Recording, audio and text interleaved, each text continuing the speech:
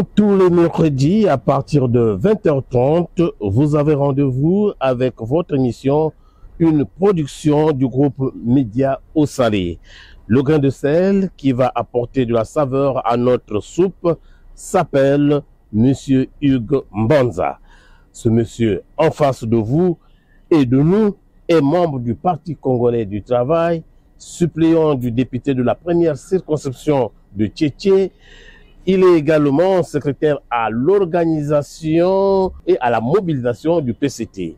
Arrondissement 3, président de l'association D'abord le quartier, dont les œuvres philanthropiques ont déjà atteint une dimension comme le revendiquent ici les populations. Avec lui, nous allons aborder toutes les questions susceptibles de donner un bon goût à notre soupe.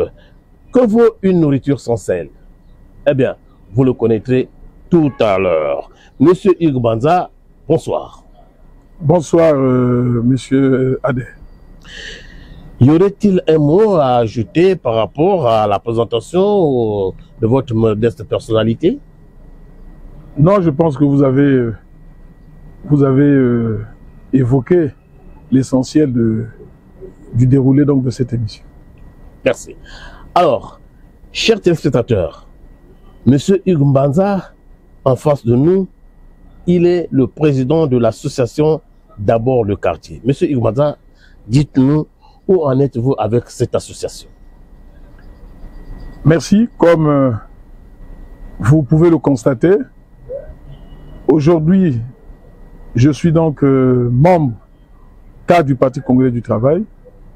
J'ai été donc parmi ceux qui ont créé l'association qu'on appelle D'abord le quartier dans l'arrondissement numéro 3 Tchétché. Et cette association nous a permis donc aujourd'hui, avec détermination, moi de façon personnelle, d'intégrer donc le Parti congolais du travail. L'association existe. L'association existe. Nous avons donc des camarades qui continuent à animer l'association au quotidien. Parce que le but de l'association, c'est le social.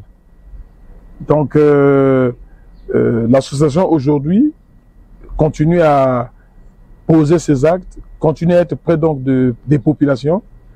Et je ne pourrais pas vous en dire plus, étant entendu que je m'occupe aujourd'hui donc au sein du Parti congolais du travail de l'organisation et de la mobilisation.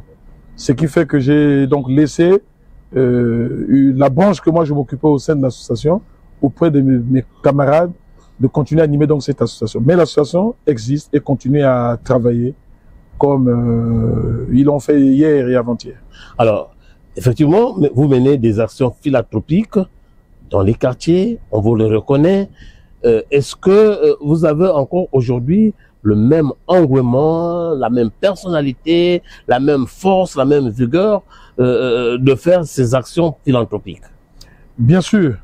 Comme j'ai dit tantôt que l'association existe, étant entendu que c'est un programme donc d'activité de cette association, nous continuons à mener donc les actions comme vous le saviez. Hein. Nous répondons toujours présents lorsque le besoin se fait sentir au sein de cette population dans l'arrondissement 3 Tchétché et d'ailleurs dans toute la ville de Pointe-Noire. Récemment, vous avez vu qu'à la rentrée scolaire donc 2024-2025, nous avons apporté un soutien significatif auprès donc des familles démunies, auprès donc des orphelins, il fallait donc les encourager à reprendre donc le chemin de l'école. Nous avons donc distribué les kits scolaires et l'association avait pris l'engagement aussi pendant donc cet événement de distribution des kits de pouvoir payer les frais de scolarité donc de ces élèves là. Ils étaient autour de 250 élèves pour continuer à soulager donc ces parents là tant soit peu pendant cette période difficile des frais de scolarité. Donc, je puis vous rassurer que l'association continue à mener avec beaucoup d'énergie, avec beaucoup de détermination, des actions qu'ils ont toujours menées dans le cadre donc dans le cadre social. Alors, tout à l'heure, à l'entame de notre émission, vous avez dit c'est de l'association que vous avez pensé aller au parti. Alors, est-ce que vous pouvez nous expliquer ce passage de l'association à devenir un membre du Parti congolais du travail, alors que vous étiez hier peut-être sympathisant? Oui, effectivement. Qu'est-ce qui a motivé cette insertion? En créant donc l'association, que nous avons créée donc en 2000, nous avons créé l'association donc en 2017.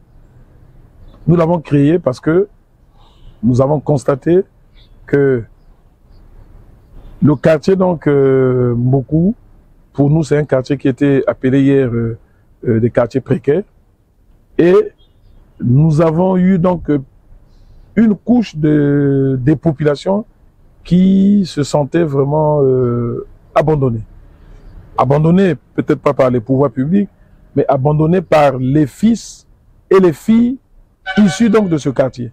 C'est pourquoi j'avais pensé se concerter avec des frères, des sœurs de ce quartier pour mettre en place une petite structure d'assistance. Donc nous avons créé cette association, mais en créant cette association, au regard donc des actions que nous avons mis sur pied, nous avons eu donc, j'allais dire, de l'engouement de la population donc de Tietê, qui nous ont soutenus avec cœur, et en nous soutenant avec cœur, je suis arrivé à un stade où je me suis dit, bon, pour chercher à défendre donc les intérêts de nos populations à Tietê, il faille effectivement que j'apporte donc ma voix au niveau du conseil départemental et municipal. Mais à ce faire, étant entendu que les associations sont apolitiques, donc c'était difficile effectivement de vouloir se présenter avec avec donc l'insigne de l'association. Il a fallu regarder quel est le parti le mieux implanté en République du Congo, qui pouvait effectivement faire de telle sorte que j'accède à ce souhait que je voulais. J'ai donc regardé les partis existants. Je me suis aperçu que le PCT étant un très grand parti représentatif dans tout le Congo, donc pour moi c'était le parti le mieux pour me permettre effectivement de s'exprimer. C'est pourquoi j'ai donc signé ma fiche d'adhésion au sein de ce parti. Et j'ai été bien reçu, bien accueilli, et donc j'ai mis mes connaissances, ma capacité auprès de ce parti, d'où aujourd'hui la position que j'occupe au sein de ce parti. Ok, alors est-ce que, je voudrais bien revenir, je voudrais bien comprendre, est-ce que vous êtes allé au PCT par conviction ou bien parce que vous voulez bien aider les populations ou encore parce que vous voulez peut-être prendre un peu position pour le positionnement, vous disons mieux? Bon, c'est vrai que la population, ou quand vous écoutez les uns et les autres plutôt, on a tendance à penser qu'intégrer le Parti congolais du travail égale à un positionnement. C'est vrai aussi que, d'une part, on ne peut pas faire de la politique sans ambition, mais il faut que ce soit des ambitions mesurées. Moi, j'ai intégré le Parti congolais du travail parce que je pensais que le Parti congolais du travail était le parti qui pouvait me permettre de s'exprimer. C'est pourquoi j'ai intégré ce parti. En intégrant ce parti, je savais, je sais, je connais mes capacités. Donc je me suis dit que en intégrant le parti, que je mette à la disposition de ce parti mes connaissances, ma façon de faire, ma capacité de réflexion et aussi ma capacité d'analyse et d'orientation qui va aider le parti à aller de l'avant. C'est pourquoi j'ai intégré le Parti congolais du travail. Je ne l'ai pas intégré par but, je l'ai intégré effectivement par conviction. Parce que je pense que c'était le seul parti qui pouvait me permettre de s'exprimer. Parce que, sachez que il y a des partis où vous ne pouvez pas vous exprimer, hein, mais en prenant ou au regard de la durée de mon intégration au PCT et aujourd'hui, je pense que le PCT m'a donné la possibilité de s'exprimer. Chose que hier, les gens ne pouvaient peut-être pas imaginer. Mais cela va de pair avec ma détermination, avec l'amour que j'ai pour ce parti. Alors, hier, simple sympathisant, aujourd'hui membre du Parti congolais du travail et des gens dans les instances supérieures au parti au niveau de l'arrondissement 3, une association qui suscite vraiment des interrogations. Et c'est parce que vous êtes bon militant? Bon, je ne sais pas si c'est le vocabulaire qui convient, bon militant. Je vous ai dit tantôt que en intégrant le PCT, j'avais des ambitions. J'avais quelque chose que je voulais mettre à la disposition de ce parti. Mais vous savez, au PCT, nous avons ce qu'on appelle la discipline du parti.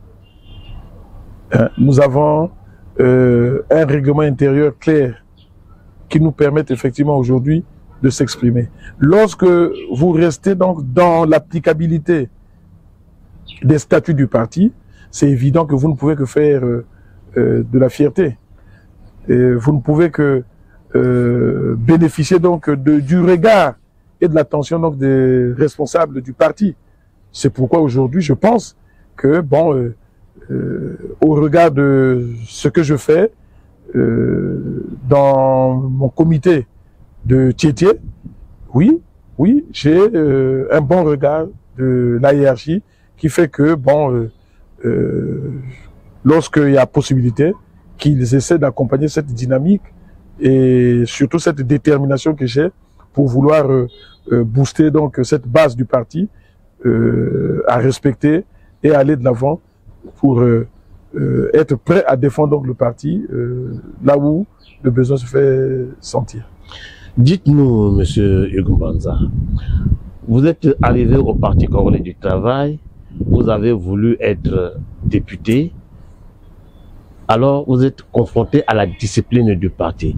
Quel a été votre sentiment au moment où on vous a dit que vous ne pouvez pas être candidat à la candidature, n'est-ce pas, ou à la députation? Bon, je crois que cette question, je l'ai peut-être répondu, mais sous une autre forme.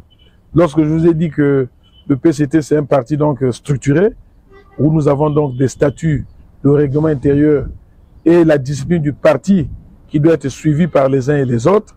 Donc, en intégrant le PCT, en ayant des ambitions, je sais ou je savais de quoi il fallait s'attendre. Mais on avait bloqué vos ambitions. Bon, est-ce que je dirais bloquer les ambitions? J'ai exprimé un souhait. Nous avons ce qu'on appelle donc le comité d'investiture. Ma candidature a été bel et bien acceptée en tenant compte d'un certain nombre des aléas. Le titulaire qui est là, l'honorable qui est là aujourd'hui, donc mon titulaire, a bénéficié effectivement de quelques avantages qui ont fait qu'il soit retenu. Bon, je ne peux qu'être content du fait que c'est le parti qui gagne. Vous pas fait du mal. Non, j'ai pas souffert du fait qu'il a été retenu. J'ai dit que c'était le meilleur candidat effectivement pour garantir la victoire du parti en 2021. Et nous continuons donc à travailler davantage et il faut laisser le temps au temps. Voilà. On a l'impression que on ne vous voit pas ensemble, vous le suppléant et votre député. Bon. Y aurait-il des problèmes à l'intérieur? Non, je suis en étroite collaboration, pour ne pas dire on est en cohésion avec les titulaires. C'est vrai que nos emplois du temps ne sont pas comment dirais-je, on n'a pas les mêmes emplois du temps. Bon, j'ai un rythme un peu compliqué dans le cadre professionnel, lui également, mais nous nous retrouvions parce que de temps en temps, en tenant compte de nos textes, tous les mois, nous nous retrouvons 2 fois pour des réunions donc ordinaires du comité. Donc, ce sont des occasions où on se voit, mais nous avons l'habitude d'échanger avec l'honorable. Non, nous n'avons pas de problème. Revenons un peu en arrière. Comment êtes-vous arrivé à devenir secrétaire chargé à la mobilisation et à l'organisation au niveau de votre parti? Est-ce que vous vous êtes bataillé? Est-ce que vous vous êtes jeté des pots de banane pour, n'est-ce pas, pour occuper cette place? Parce qu'il y avait quand même un secrétaire chargé à l'organisation en ce temps-là. Oui, c'est tout ça, en fait, vous allez voir que, vous allez constater c'est un ensemble. C'est un ensemble. Normalement, on ne peut pas être secrétaire chargé à l'organisation et à la mobilisation si on n'a pas la capacité de tracter la base du parti. Parce que, en réalité, au PCT, le secrétaire chargé donc à l'organisation et à la mobilisation est le pilier du parti. Et le pilier c'est lui l'animateur principal en fait du parti au sein donc des comités. Tel que le cas donc du Tietie, je suis l'acteur principal en fait de la base du parti. Et ça, c'est de pair, comme je vous ai dit, avec la capacité de conduire donc les troupes. J'étais président, comme vous l'avez dit, j'étais président donc de l'association d'abord le quartier, avec une forte capacité de mobilisation qu'on ne pouvait pas mettre en doute ou en cause. Et je pense que la direction politique a tenu compte effectivement de cette détermination venant donc de ma personne. Et je pense que j'étais le candidat le mieux à être secrétaire chargé à la mobilisation pour l'intérêt du parti. Parce que nous avons donc des échéances. Ça fait quasiment une année que je suis secrétaire chargé à l'organisation et à la mobilisation. Mais c'est en tenant compte de la projection aussi des échéances futures. Nous avons l'élection présidentielle qui est pour nous d'abord capitale, qui est primordiale. On ne peut pas parler d'autres élections si nous ne tenons pas compte de l'élection présidentielle. Et c'est une élection qui nécessite des énergies. C'est une élection qui nécessite une capacité sans pair. On va revenir tout à l'heure. Alors, comment est-ce que vous liez l'activité du parti avec l'activité de l'association? Est-ce que ces deux activités vous ne chevauchez pas, vous ne faites pas vous n'allez pas à volo là, non? Je vous ai dit aussi tout à l'heure que finalement le fait d'être secrétaire chargé à la mobilisation et à l'organisation, que le parti aujourd'hui, l'association aujourd'hui est gérée par les cofondateurs, hein, puisque j'étais pas le seul à créer donc cette association. Donc l'association existe, mais vous savez, être secrétaire chargé à l'organisation et à la mobilisation, ce n'est pas aussi juste s'arrêter au niveau de ta base du parti. Le but, c'est aussi créer ce qu'on appelle des synergies entre le parti et les autres forces extérieures pour, j'allais les convaincre, pour les dissuader, effectivement, même s'ils n'intègrent pas le parti, mais néanmoins à être solidaires aux actions du parti. Donc, on joue ce rôle-là. C'est-à-dire que on est au parti, mais nous avons ce devoir d'aller vers les autres pour les faire accepter. Nous avons aussi ce droit d'aller vers les indécis pour leur parler effectivement du parti. Voilà pourquoi on ne peut pas couper le lien entre le fait que je sois aujourd'hui secrétaire chargé à l'organisation et à la mobilisation et l'association. On ne peut pas couper ces liens-là. Je suis dans l'obligation, peut-être pas d'être de façon active, mais d'avoir quand même un regard très, très sérieux vis-à-vis donc de l'association.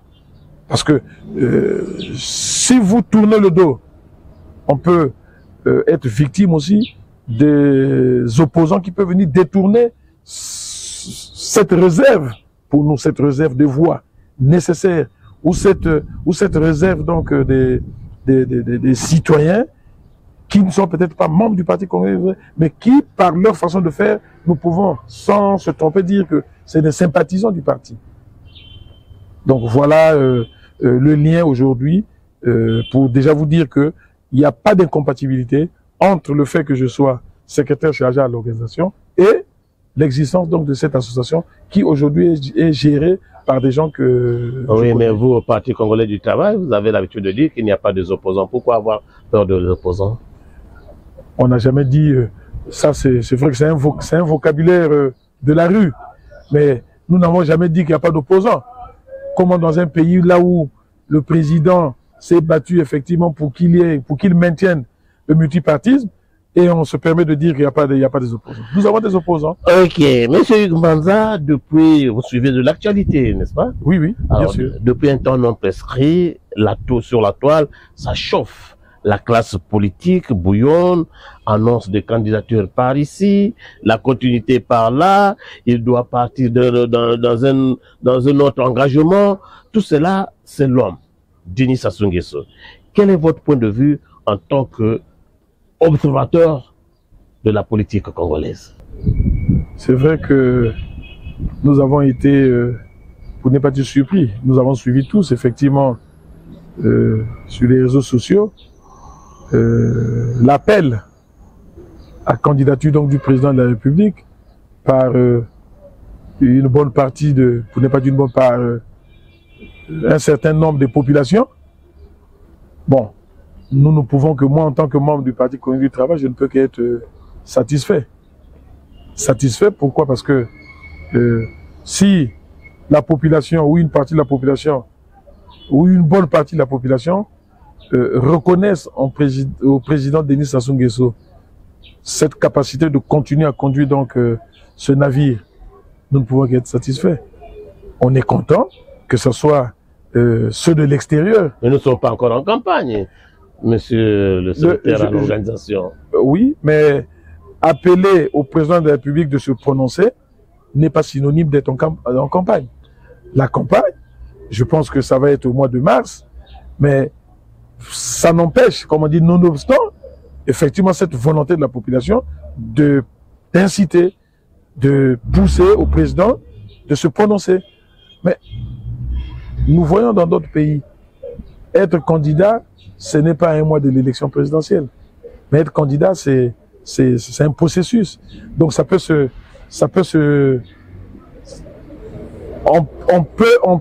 on peut s'afficher 1 année ou 2 ans avant pour permettre effectivement de mettre en place toute une structure qui va contribuer à mener jusqu'au bout la candidature du président de la République. C'est pourquoi, pour nous, c'est la bienvenue, mais nous allons nous prononcer là-dessus lors donc de la sortie de notre congrès qui aura lieu donc au mois de décembre. Mais nous ne voyons pas d'inconvénient que la population ou que des couches de population demandent au président de se présenter. C'est une satisfaction. Mais il y a une autre couche qui dit le président de la République doit laisser le pouvoir, doit partir. Bon, mais vous savez, j'ai dit tout à l'heure que le président Denis Sassou Nguesso a contribué et continue aujourd'hui à faire de telle sorte que la démocratie qu'il a instaurée continue à vivre. Donc nous ne pouvons pas être contre les citoyens, ou j'allais dire les opposants, qui pensent que le président Sassou n'a plus rien à rendre à la population. C'est dans leur droit, mais le moment viendra où ces questions-là vont être débattues. C'est aussi votre rôle de prendre cela, de créer effectivement des rencontres pour que ces questions-là soient débattues. Je pense qu'ils ne sont pas les mieux placés pour dire au président de la République qu'il n'a plus le droit de se présenter. Non. Comment? Alors, nous avions suivi sur la toile également, au niveau de Brazzaville, la célébration de 5 février 1979, une date qui reste historique.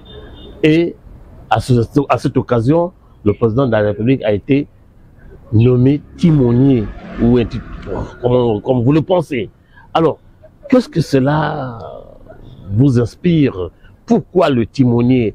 Pourquoi avoir célébré le 5 février alors que le président aujourd'hui, c'est le président de la République, c'est le président de tous les Congolais. Mais apparemment, le PCT s'en accapare.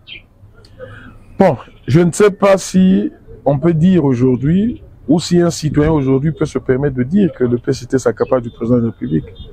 Mais il ne faut pas oublier qu'il est président de la République parce qu'il est membre d'un parti donné. C'est d'abord le candidat du Parti congolais du travail. C'est aussi le président du comité central de notre parti. Donc, c'est de bonne la loi que, effectivement, les actions menées par le président de la République soient défendues par le Parti congolais du travail. Mais ce n'est pas synonyme. Ce n'est pas synonyme de dire que le président Sassou appartient au Parti congolais du travail. Je pense que c'est pas... Tout à l'heure, vous m'avez posé la question de savoir quel était le sentiment, parce que il y a des citoyens qui demandent effectivement au président de la République de se présenter. Mais cette demande n'est autre que le reflet de la célébration de la journée du 5 février. Pourquoi nous avons voulu célébrer le 5 février? Nous avons voulu célébrer le 5 février pour répondre effectivement, pour mettre en valeur ce que le camarade Denis Sassou Nguesso, depuis 79, du moins à partir de 79, pour ne pas aller un peu en bas, au moins à partir du 5 février 79, ce que le président Sassou Nguesso a fait pour le Parti congolais du travail, qui à l'époque était juste un parti unique. Nous avons vécu entre 77 et 79 à l'arrêt complet des instances du Parti congolais du travail. C'est-à-dire que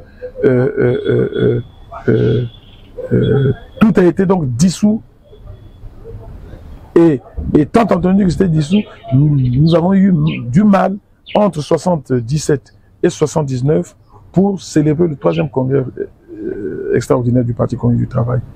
Et il a fallu effectivement le côté génie donc du président de la République pour dire, puisqu'il y avait une forte demande de la population pour que le président Sassou Nguesso, pendant ce vide, pendant cette période donc de latence,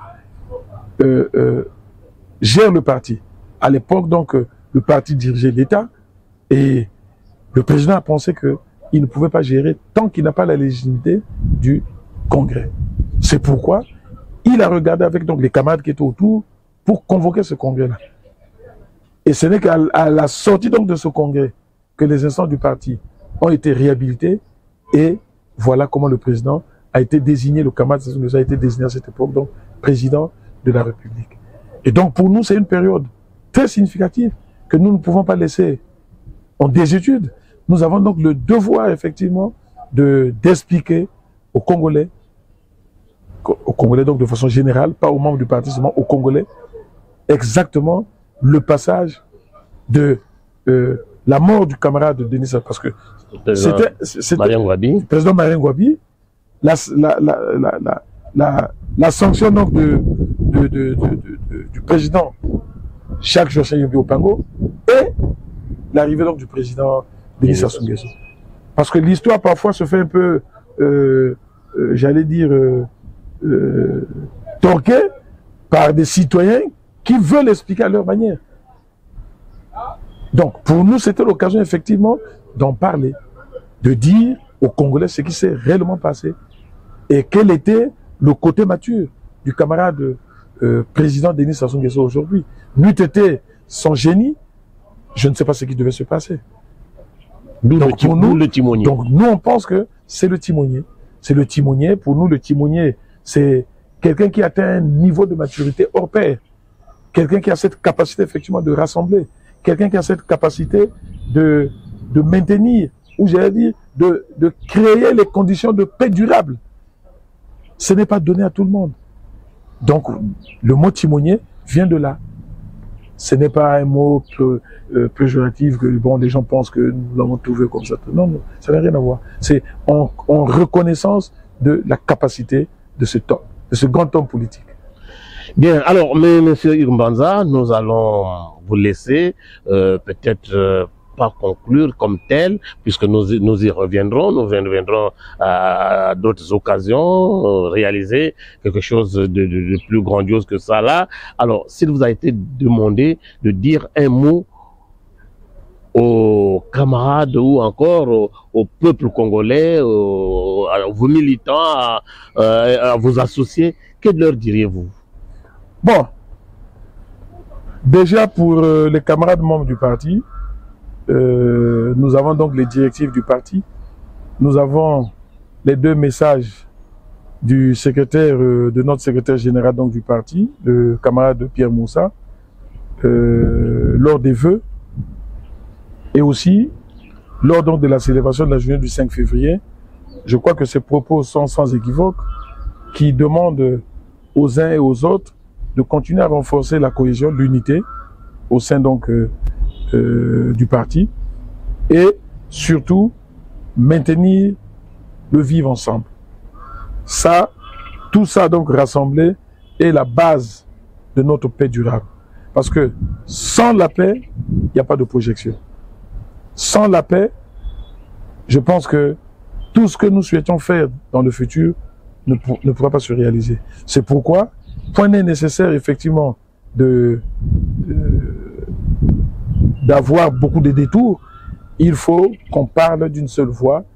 Nous sommes dans une période difficile que le pays est en train de traverser et ça nécessite que les membres du parti, de temps en temps, se retrouvent pour évoquer un certain nombre de sujets allant dans le sens effectivement d'accompagner la politique gouvernementale qui n'est autre que le projet de société que nous avons donc fait élire le président Denis Sassou Nguesso. Un travail fractionné fragilera donc le parti. Nous avons donc des lieux de rencontre qui nous permettent effectivement de s'exprimer et je souhaite que les gens saisissent l'occasion offerte donc par la direction politique d'être rassemblés que de vouloir se disperser pour mettre en mal le fonctionnement du parti et aussi donner peut-être des éléments à nos opposants de vouloir nous torpiller ou de leur donner des arguments qui va leur permettre en fait de nous mettre à genoux. Nous devons être une seule personne vigilante pour arriver donc à organiser des élections futures tant entendues par le peuple congolais. Un grain de sel qui peut aujourd'hui, n'est-ce pas, saler votre nourriture ou encore garder la saveur de votre nourriture. Serez-vous candidat en 2027 aux législatives? Bon, je pense que pour l'instant, nous ne pouvons pas parler, comme j'ai dit tantôt depuis qu'on a commencé cette émission, que nous ne pouvons pas parler de 2027 sans parler de 2026. 2027 va être la conséquence de l'année 2026. Nous sommes en train de préparer d'abord l'élection du président et on se prononcera donc après cette élection. Merci beaucoup, M. Hugues Mbanza. Merci d'avoir répondu aux questions de Osale TV et merci à vous, chers internautes, de nous avoir regardés depuis le bord de l'océan à Pointe-Noire. Merci et à la prochaine occasion.